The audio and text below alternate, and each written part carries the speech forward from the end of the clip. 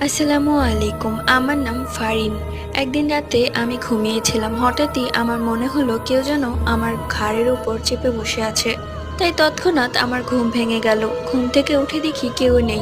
তারপর আমার একটু ঘুম আসছিল না। তাই আমি ভাবলাম বেলকনিতে গিয়ে একটু হাঁটাহাঁটি করলে হয়তোবা ঘুম আসবে। তাই আমি বেলকনিতে গিয়ে কিছুক্ষণ দাঁড়িয়েছিলাম। ঠান্ডা বাতাস আমার বেশ ভালোই লাগছিল। হঠাৎই আমি দেখলাম দূরের এক বাড়ির ছাদে একটি সাদা অবয়ব এই ছাদ থেকে ও ছাদে লাফিয়ে লাফিয়ে চলছে। এটা কোনো মানুষের পক্ষে সম্ভব না।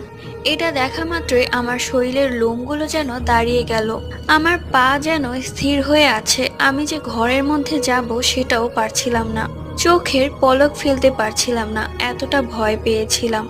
কাউকে চিৎকার দিয়ে ডাক দিব সেই শক্তিটুকু আমার ছিল না। একটু পরেই আমি অজ্ঞান হয়ে যাই। এরপর আমার আর কিছুই মনে নেই।